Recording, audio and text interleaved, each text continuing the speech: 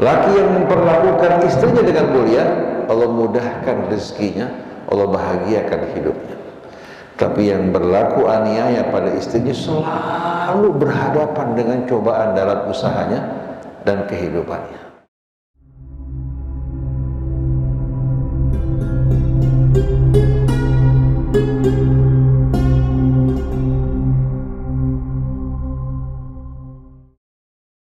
A'udzubillahi minasyaitonirrajim. Bismillahirrahmanirrahim.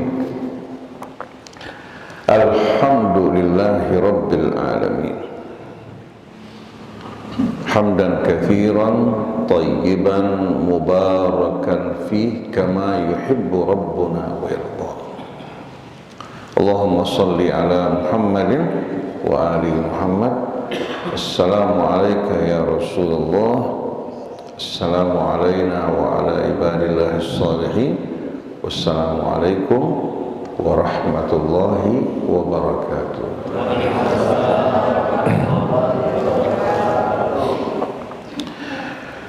Alhamdulillah wa syukrulillah.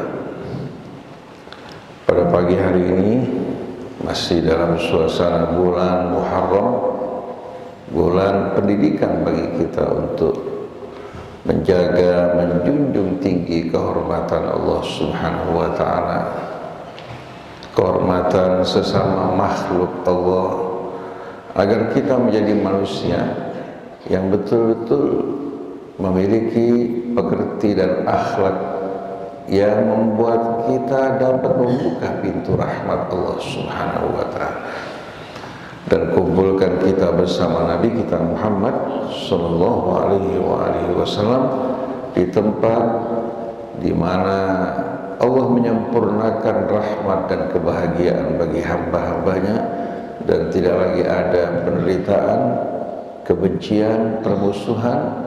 Yang ada adalah cinta, rahmat, kebahagiaan yang tak mungkin dapat diberikan dalam kehidupan dunia. Tadi Ustaz Hamzah berbicara mengenai kehidupan rumah tangga. Barang siapa membaca ayat-ayat hukum dalam Al-Quran akan menemukan bahwa 2/3 ayat-ayat Al-Quran berbicara tentang kehidupan rumah tangga. Ayat yang berbicara mengenai sholat tidak banyak. Ayat yang berbicara mengenai hukum-hukum yang lain tidak banyak, termasuk diantaranya bicara mengenai siam, kan tidak banyak. Tapi kenapa pembicaraan mengenai rumah tangga begitu banyak, bahkan terperinci? Karena tujuan Al-Quran diturunkan untuk membangun umat yang benar-benar berinduk kepada Allah Subhanahu wa ta'ala, meneladani Rasul, dihiasi dengan makarimul akhlak yang menciptakan kerukunan dan keharmonian di antara mereka. Seperti tadi yang Ustaz Hamzah sampaikan, bahwa rumah tangga ini miniatur dari apa? Dari masyarakat dan umat. Bila rumah tangganya baik, rumah tangganya sukses dalam membangun keharmonian, kerukunan, dan dalam mendidik anak-anak mereka yang merupakan generasi yang akan bertanggung jawab untuk mengemban amanat, niscaya kehidupan umat ini akan baik. Tapi bila rumah tangganya gagal, yang akan terjadi anak-anak yang akan tumbuh di masa akan datang, anak-anak yang tidak siap untuk menerima amanat. Oleh karena itu terjadinya kerusakan dimulai dari rumah tangga, baik kerusakan yang terjadi pada individu maupun kerusakan yang terjadi di tengah-tengah umat. Dalam rumah tangga, anak-anak kita menyerap pendidikan yang baik, menyerap akhlak dan pekerti yang luhur yang menjadi bekal mereka, atau mereka terkontaminasi oleh apa? Akhlak dan pekerti yang buruk yang akan berpengaruh dalam kehidupan mereka di masa akan datang.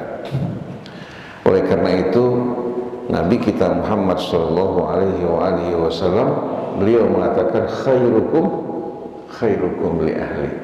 Yang terbaik dari kalian yang terbaik dalam memperlakukan keluarganya. Wa ana khairukum li ahli, dan aku adalah orang yang terbaik dalam menggauli memperlakukan keluarganya. Allah berfirman dalam Quran, wa ashiruhunna bil ma'ruf. Dengan perlakuan yang baik dan mulia ini akan menumbuhkan cinta di hati pasangan. Juga akan menjadi motivasi yang baik buat anak-anak mereka, yang membuat suami istri dapat bekerja sama dalam keharmonian, kecintaan dan saling menghormati. Nah, yang menakjubkan Bapak Ibu sekalian, Nabi kita Muhammad sallallahu alaihi wasallam diutus di tengah-tengah masyarakat jahiliyah. Bagaimana laki-laki memandang wanita ini dengan pandangan yang rendah. Wanita hanya sebagai pemuas nafsu. Wanita menurut masyarakat jahiliyah dianggap beban yang tidak berperang, yang tidak mencari nafkah pada saat perang. Seandainya mereka kalah, wanita-wanita mereka akan dipermalukan. Bahkan di tengah-tengah masyarakat jahiliyah, walaupun tidak seluruhnya, sebagian mereka menganggap wanita ini merupakan harta yang diwariskan. Kalau seorang bapak meninggal dunia, memiliki beberapa istri, anaknya melihat siapa di antara istri bapaknya yang menarik, dikalungkan sorbannya, dia mengatakan ini bahagian saya. Hingga Allah turunkan firman-Nya, wala tankihu ma nakaha aba'ukum minan nisa. Jangan kalian nikahi wanita-wanita yang pernah dinikahi oleh orang-orang tua kalian. Perlakuan mereka terhadap wanita perlakuan yang kasar. Wanita tidak memiliki sama sekali hak kehormatan sebagaimana yang diajarkan oleh Islam. Artinya masyarakat yang sudah betul-betul mengakar di hati mereka sikap memandang remeh wanita, sampai di saat mereka melahirkan seorang wanita, mereka tidak menyambut dengan gembira. Wa idza busyira ahaduhum bil untha dhalla wajhuhu muswadda wa huwa kadhim. Apabila salah seorang dari mereka diberikan kabar gembira dengan seorang anak wanita, wajahnya berubah hitam kelam. Dia betul-betul menanggung kesedihan, penderitaan, dan juga rasa malu. Ayumsikuhu ala hunin am yadussuhu yatawara minal qaumi min su'i ma busyira bih. Dari malunya dia bersembunyi dari teman-temannya karena kabar buruk yang diberikan kepadanya. Ayumsikuhu ala hunin am yadussuhu fit turab. Dia bertanya-tanya, apakah dia besarkan perempuan ini dalam kehinaan atau dia kubur wanita ini hidupnya. Ini gambaran yang Quran berikan mengenai masyarakat jahiliyah, di mana mereka memandang wanita ini di saat lahir merupakan kehinaan. Di saat dia tumbuh dewasa terkadang menjadi menjadi alat jual beli. Menjadi alat jual beli. Diperalat si wanita untuk melakukan pendekatan kepada orang-orang dari kalangan mulia, maka anaknya diberikan bahkan kepada kakek-kakek tanpa persetujuan.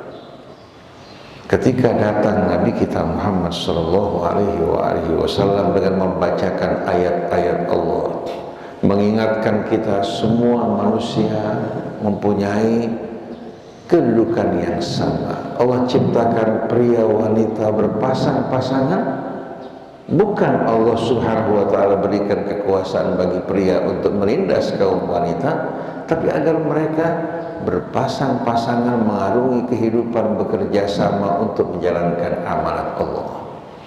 Allah jelaskan hak laki-laki, tapi Allah jelaskan dalam waktu yang sama kewajibannya. Allah jelaskan hak-hak wanita, Allah jelaskan juga kewajibannya. Adapun dalam kehidupan politik, wanita tidak punya peran apa-apa. Jangankan dalam kehidupan politik, dalam kehidupan sosial, dalam rumah pun kalimatnya tidak akan didengar. Ketika Nabi membacakan ayat-ayat Allah, mencerahkan mereka, menjelaskan kesalahan mereka dengan cara yang bijak, lalu mensucikan jiwa mereka, terjadi perubahan yang luar biasa. Dan Nabi memberikan contoh di tengah kehidupan rumah tangganya. Putra-putra Nabi kita satu persatu diambil oleh Allah. Yang tertinggal adalah putri-putri. Bagaimana Nabi memuliakan putrinya? As-Sayyidah Fatimah bila datang ke rumahnya, Nabi bangun, dikecup keningnya, didudukkan di tempat duduknya. Dan Nabi paling senang kalau menerima kiriman makanan dari Fatimah. Kalau beliau akan berangkat keluar dari Madinah, rumah yang terakhir ditinggalkan rumah putrinya. Kembali dari luar kota, setelah masuk ke masjid, rumah pertama yang dikunjungi rumah putrinya. Dan Nabi mengatakan kepada putrinya, Ummu Abiha, ibu dari ayahnya. Ini panggilan yang luar biasa kan? Ketika Nabi akan meninggal dunia, Nabi berbisik di telinga Fatimah bahwa saya akan menyambut utusan Tuhanku, meninggalkan kamu. Fatimah langsung bercucuran air mata. Setelah itu kembali Nabi membisikkan dirinya, dan kamu orang yang pertama akan menyusul saya. Langsung beliau tersenyum. Padahal kan beliau memiliki suami kan, memiliki anak yang dicintai. Tapi kenapa beliau tidak berat berpisah dari mereka? Lebih suka berkumpul bersatu bersama ayahnya, karena ayahnya memperlakukan dirinya dengan mulia. Seorang ibu bagaimanapun juga, dia kebanyakannya lebih cinta pada anaknya, betul tidak? Kepada anak, kepada suami, sampai orang bilang perempuan, ya, pada akhirnya kalau sudah besar dia akan menyeberang, berkumpul bersama suami dan anaknya, lupa kepada orang tuanya. Tapi lihat bagaimana Fatimah alaihi salatu wassalam ketika mendengar kabar bahwa dia akan menyusul ayahnya dalam waktu singkat, menjadi kebahagiaan buat dirinya. Nabi memiliki putri, ada Zainab, ada Fatimah, ada Ruqayyah, ada Ummu Kalthum, semuanya mendapatkan perlakuan yang mulia. Nah, Fatimah karena terlambat menikah, selalu mendampingi Nabi kita Muhammad sallallahu alaihi wasallam. Beliau lebih dekat kepada Rasulullah. Kenapa Nabi tidak mendapatkan keturunan dari jalur laki-laki, tapi justru dari jalur perempuan, untuk menunjukkan kemuliaan wanita tidak kalah dengan kemuliaan kaum pria. Cucu dari anak wanita tidak kalah dengan cucu dari anak laki-laki.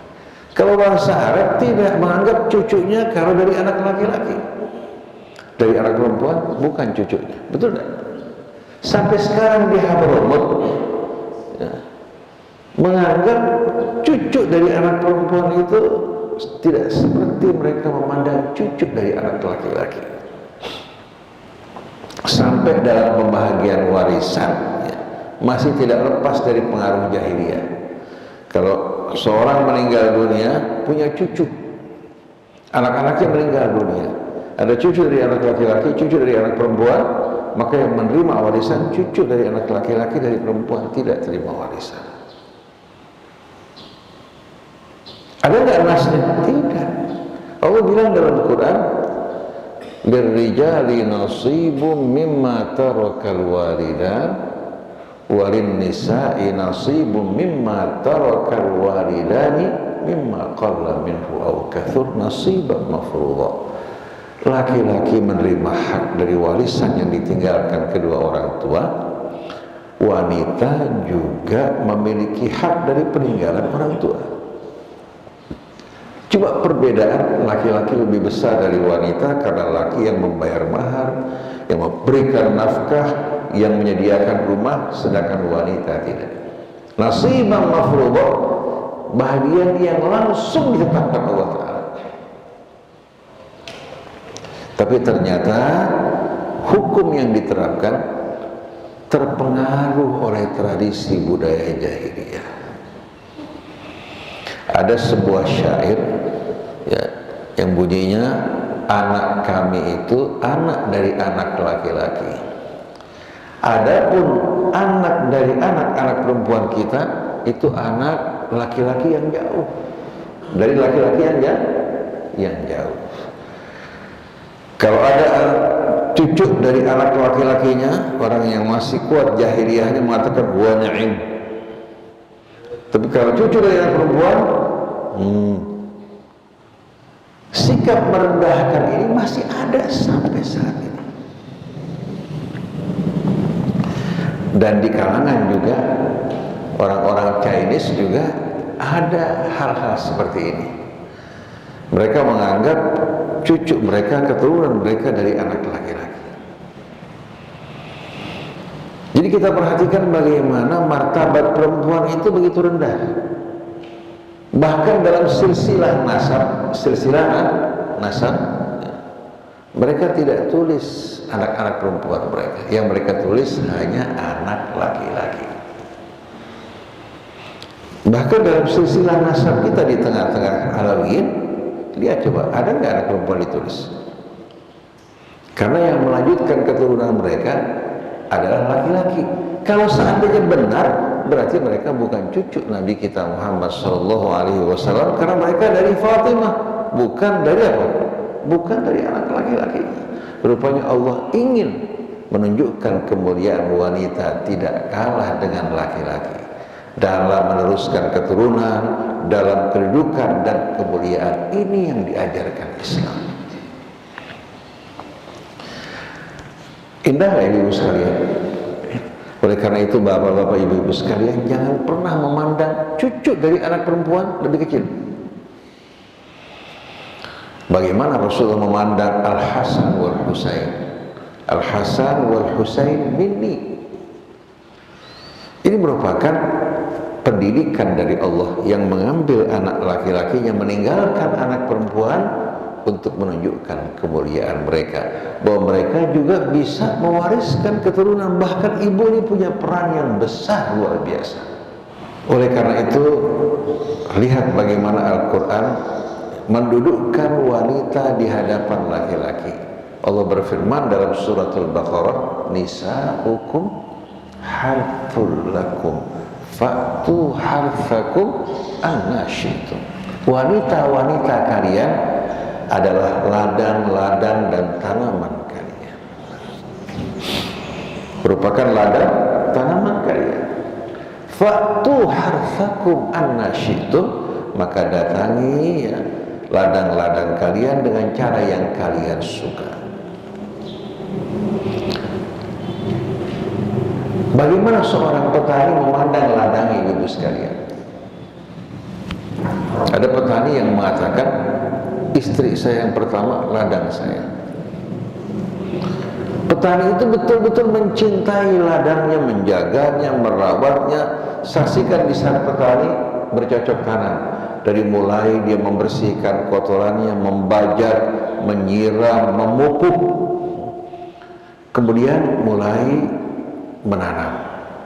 Setelah itu setiap hari dia bersihkan ladangnya, dia jaga, dia perhatikan airnya. Betul ibu sekalian? Nah, kalau seorang laki-laki memperhatikan istrinya dengan cara seperti ini, melindunginya dari hal-hal yang bisa merusak, menghambat pertumbuhannya, kira-kira bagaimana keadaan rumah tangga? Jadi wanita-wanita kalian, ladang-ladang kalian, fa'tu harfakum anna syi'tum, gauli istri kalian dengan cara yang kalian suka. Wa qaddimu li anfusikum, wa qaddimu li anfusikum. Apa maksudnya wa qaddimu li anfusikum? Qaddimu li anfusikum di sini secara tidak langsung mengingatkan kita untuk memulai dan mendahului kebaikan buat pasangan kita. Jangan masing-masing menunggu. Jangan masing-masing menunggu. Karena begitu kita memulai kebaikan terhadap pasangan kita, berkata-kata yang manis, memperlakukan dengan mulia, membuka hatinya untuk melakukan hal yang sama. Betul tidak Ibu sekalian? Ada pasangan suami istri menikah. Kebetulan si laki-laki dipilihkan oleh orang tuanya, tidak pernah berkenalan sebelumnya. Si wanita tidak terlalu cantik, tidak terlalu cantik. Pertama si laki-laki menikah dengan wanita ini, hatinya tidak puas, sampai duduk di pelaminan pun tidak puas. Dia menganggap orang tuanya memilihkan wanita tidak seperti yang diharapkan. Setelah berumah tangga, tahu-tahu dia dikejutkan oleh sikap istrinya yang baik, yang mulia, yang lembut, yang bersabar. Subhanallah, dari perlakuan istrinya yang mulia, kecintaan tumbuh di hati suami. Sampai pada akhirnya suami ini betul-betul memuliakan istrinya yang luar biasa karena akhlak pekertinya. Padahal suaminya termasuk orang yang keras, berubah menjadi lembut karena sikap istrinya. Jadi perlakuan yang baik ini luar biasa.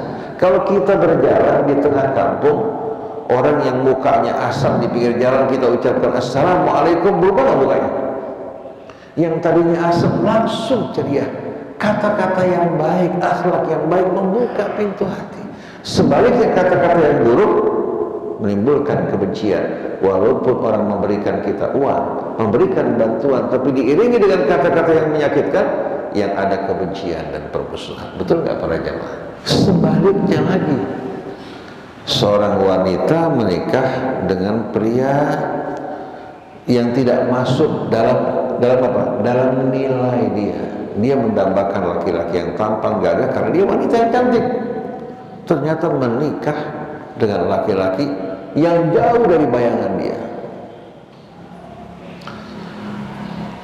Duduk di puada gak memandang suaminya, air mata juga berlinang, sedih karena dia merasa apa? Dipilihkan untuk dirinya suami yang dia tidak sukai. Tapi bersama waktu lakinya yang baik memuliakan dirinya, subhanallah, apa? Si wanita yang tadinya memandang suaminya seperti Rahwana, dia pandang seperti Arjuna. Tadi dia melihat suaminya seperti Rahwana, tahu-tahu dia memandang seperti apa? Arjuna, karena perlakuan suami yang mulia. Jadi ketampanan betul pesona, kecantikan pesona, tapi kalau tidak diiringi dengan akhlak yang baik, kata-kata yang mulia, yang akan muncul kecintaan berbalik dengan kebencian. Betul tidak ibu sekalian? Ibu kalau mendengarkan suami berkata-kata baik, mulia, menjunjung, menghormati, walaupun cuma makan pas-pasan di rumah, hati bahagia enggak?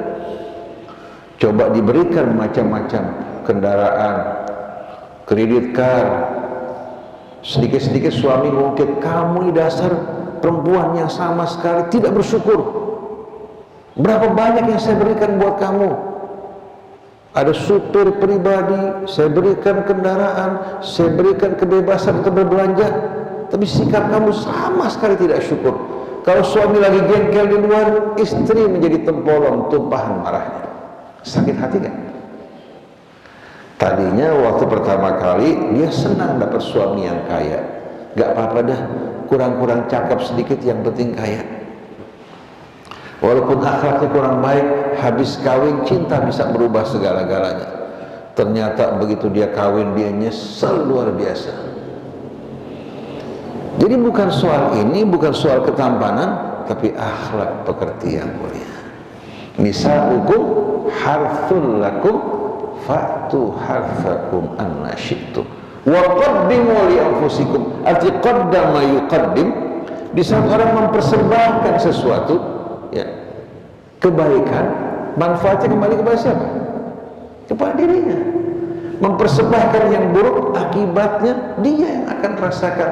Jadi persembahkan hal-hal yang baik, yang mulia, yang menumbuhkan kecintaan bagi pasangan kalian, yang semua manfaatnya kembali kepada kalian. Tapi ingat, jangan seseorang mau menyenangkan pasangannya tapi dengan cara yang nggak benar, dengan cara yang haram. Laki-laki untuk menyenangkan istri korupsi, bisa aja.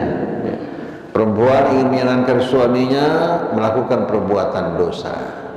Allah bilang setelah itu wattaqullah, bertakwalah pada Allah. Jadi kalian saling berbuat kebaikan, memperlakukan pasangan dengan cara yang mulia, tapi ingat wattaqullah, bertakwalah pada Allah.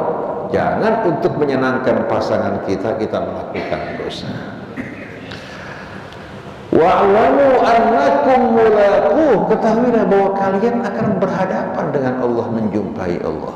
Wa basyiril mu'minin, sampaikan kabar gembira dari Allah. Untuk siapa? Orang yang beriman. Karena ada suami untuk membahagiakan istrinya, dia bersikap durhaka pada orang tuanya. Ada laki-laki menikah dengan seorang wanita, kebetulan punya kontrakan banyak. Si laki-laki kebetulan pendapatannya pas-pasan. Biasanya laki-laki yang seperti ini agak minder sama istrinya, agak minder, kecuali kalau istrinya mulia. Si ibu tidak punya tempat tinggal, kontrak di rumah mantu perempuan. Dia harus nyuci, kerja untuk membayar kontrakan di rumah menantunya. Si anak laki-laki tidak ingat kebaikan ibunya dari mulai kecil, bahkan dalam kandungan bagaimana dia menanggung derita, melahirkan juga menderita, membesarkan menderita. Setelah sukses dia lebih peduli terhadap istrinya, lupa pada jasa kebaikan ibunya. Si perempuan mengeluh melalui radio, menceritakan keadaan. Kejam nggak? Kalau dia merasa minder karena kawin sama wanita yang punya kelebihan, lebih baik dia kawin sama perempuan yang setara dengan dirinya.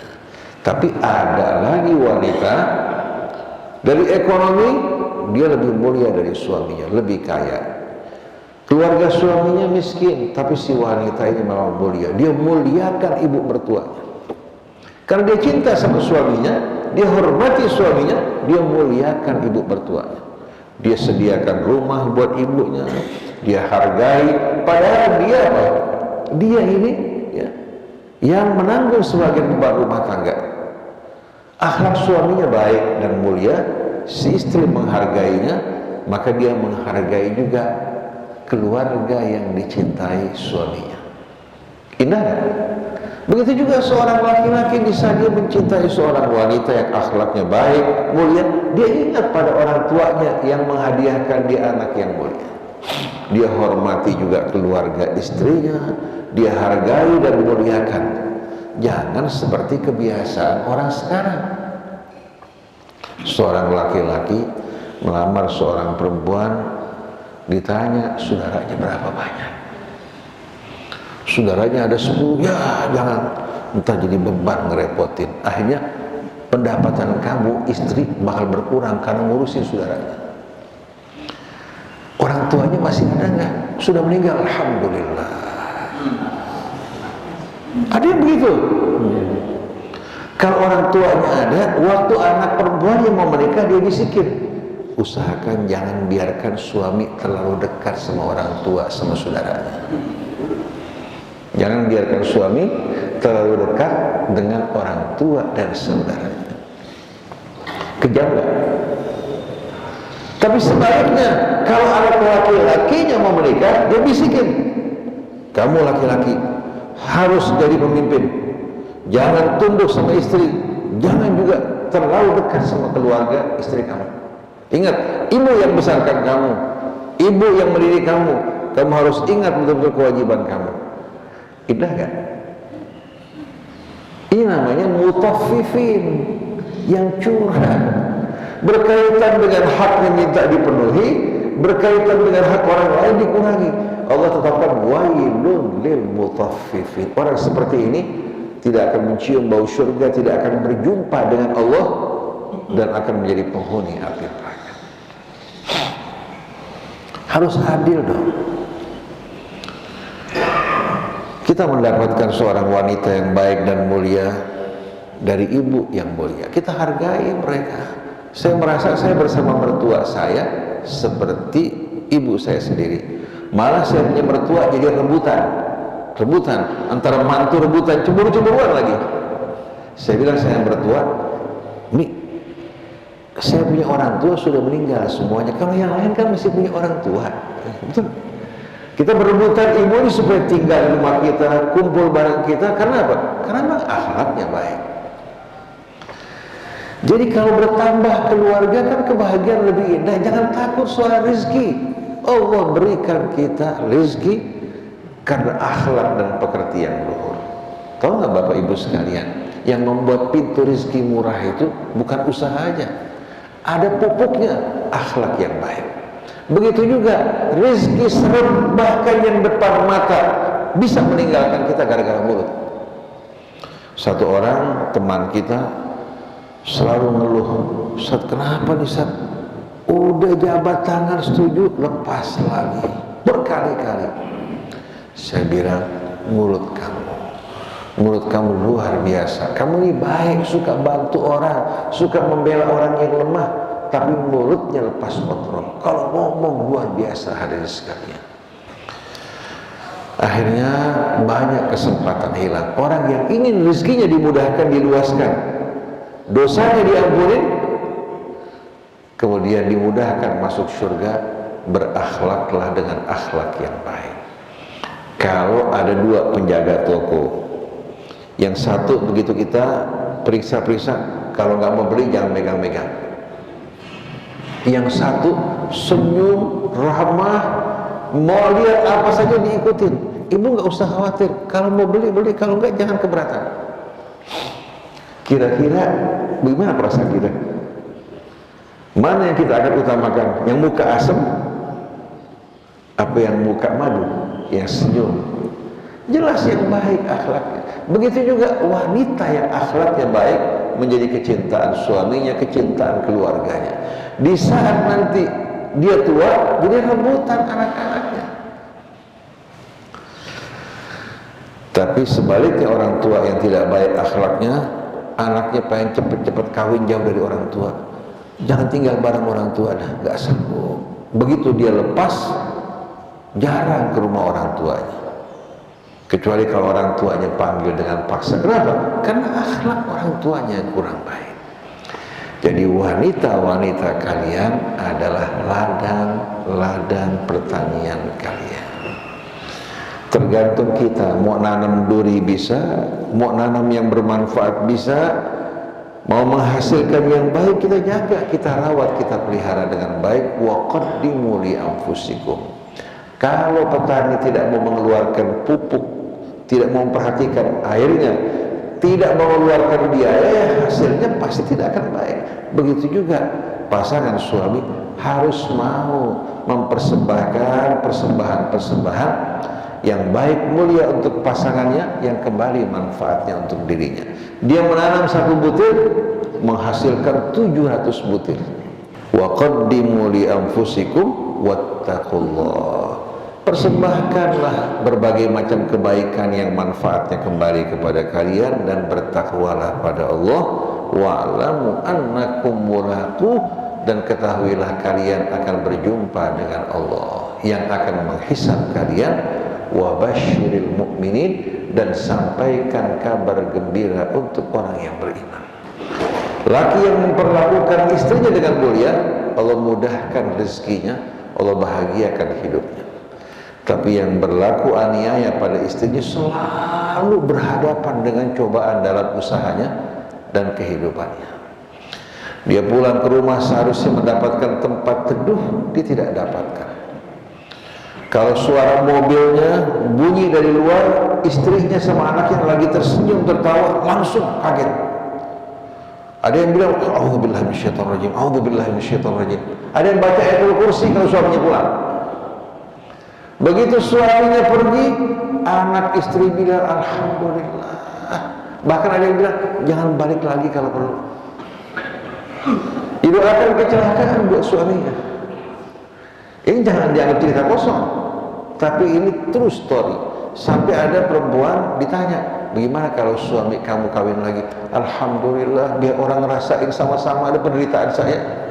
Kalau suaminya baik, nggak bakal mungkin dia terima. Tapi karena suaminya zalim, dia bilang, "Alhamdulillah kalau ada yang mau bantuin saya dah." Nah, mudah-mudahan ibu-ibu gak seperti itu. Bapak-bapak juga semuanya mulia. Ini yang saya bicarakan ya, merupakan apa? Liku-liku kehidupan yang terjadi, bukan sebuah drama atau film ya. Tapi kenyataan, saya tahu betul ada laki-laki kalau pulang ke rumah, istrinya lagi enak tidur, kaget langsung. Anak-anaknya juga begitu, yang lari ke kamar, lari ke sana, lari kemari. Mengerikan nggak? Ada yang bapak di luar, istri telepon, dia suruh anaknya telepon, dia suruh cucunya telepon. "Di mana, Bah? Di mana, Njit?" Betul nggak? Dikerahkan pasukan untuk mengingatkan orang tua supaya cepat-cepat pulang. Karena apa? Karena kehadirannya memberikan kebahagiaan, kepergiannya membuat dirindukan. Itu yang seharusnya terjadi, dan ini yang dilakukan Nabi kita Muhammad Sallallahu Alaihi Wasallam. Bahkan bukan hanya keluarganya, wanita-wanita dari sahabatnya juga, yang tua-tua kadang-kadang menghalangi Rasul untuk datang ke rumahnya hanya untuk mencicipi hidangan ala kadarnya. Sampai-sampai wanita-wanita dari sahabat Nabi ketika mendengar Nabi katanya terbunuh dalam peperangan Uhud, mereka keluar mencari jenazah. Di mana? Pada peperangan. Orang bertanya, "Kamu mencari anak kamu?" Dia bilang, "Bukan, saya mencari Rasulullah." Sampai mereka mengatakan, "Dengan ayah ibuku aku tebus kamu." Ayah ibu untuk bangsa Arab itu kemuliaan, lebih daripada dirinya. Kalau dia mengatakan, "Saya tebus kamu dengan ayah ibuku, bi abi wa ummi anta," ini menunjukkan kecintaan orang yang luar biasa. Jadi cintanya orang bukan karena ini, bukan karena juga kedudukan yang diberikan, tapi akhlak pekerti yang luhur. Ini ayat dalam suratul Baqarah perlu mendapatkan perhatian kita. Kalau ayat ini menjadi bekal suami istri, kira-kira bagaimana? Kira-kira akan terjadi kerjasama yang indah nggak? Pasti terjadi. Nah, kalau masyarakat jahiliyah bisa berubah, bagaimana masyarakat Islam kita di Indonesia ini yang terkenal santun dan baik, tinggal disempurnakan dengan bimbingan petunjuk Allah. Demikianlah para jamaah sekalian, kajian kita pada pagi hari ini. Mudah-mudahan yang disampaikan tadi Ustaz Hamzah ya, yang tadi kita bacakan dari ayat Allah ini bermanfaat buat kita semua. Kita nggak ingin panjang-panjang dalam berbicara, tapi ingin mengamalkan. Ingin mengamalkan dalam kehidupan rumah tangga kita. Agar apa? Agar kita betul-betul merasakan kebahagiaan secara sempurna. Sebagai penutup, saya tutup dengan sebuah kisah. Ada seorang laki-laki punya istri 4. Punya istri 4. Si laki-laki ini punya usaha, ya tapi pas-pasan lah dia berikan nafkah buat istrinya. Dia punya rumah cukup baik ya.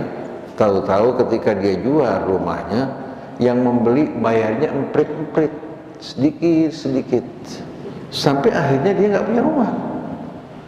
Rumahnya pada saat itu cukup mahal. Nah, diiringi dengan kondisi ini, ekonomi juga turun. Akhirnya dia datang ke istrinya, yang satu dia mengatakan, "Saya nggak punya kemampuan lagi untuk memberikan nafkah buat kamu. Daripada saya berdosa ya, saya memilih untuk pisah agar tidak membolimi kamu. Kalau kamu mau kawin sama orang lain silahkan. Si perempuan bilang, datang kemari, ongkos saya yang kasih. Istrinya yang satu dagang gado-gado nih, dia bilang, kamu gak usah pikir soal nafkah, datang kemari, ongkos pulang pergi saya yang kasih, gak ada cerai. Datang sama yang kedua, sama juga begitu. Datang sama yang ketiga, sama, semuanya gak ada yang mau cerai. Padahal laki ini sudah apa? Sudah gak punya apa-apa. Kenapa? Karena akhlak. Karena apa? Akhlak. Si perempuan rela ya untuk memberikan dia ongkos datang menggilir kepadanya, tidak perlu berikan nafkah apa-apa. Yang penting kamu tetap suami saya. Nah kalau laki-lakinya kurang baik kan, gimana kira-kira? Begitu mulai rezekinya seret sempit, nggak punya apa-apa, istri bilang sekarang kita akan balas. Dulu perbuatan kamu, ya sekarang sengaja. Si perempuan mulai petantang petenteng depan dia, nggak menghargainya, sampai si laki-laki stroke. Laki-lakinya apa? Stroke.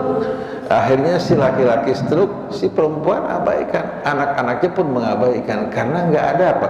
Nggak ada waqaddimu li anfusikum. Coba kalau sebelumnya dia punya deposit kebaikan, sakit pasti anaknya satu persatu akan peduli, begitu pula istrinya. Demikianlah para jamaah sekalian, subhanakallahumma wa bihamdik, asyhadu an la ilaha illa anta, astaghfiruka wa atubu ilaik, wal afu minkum, wassalamualaikum warahmatullahi wabarakatuh.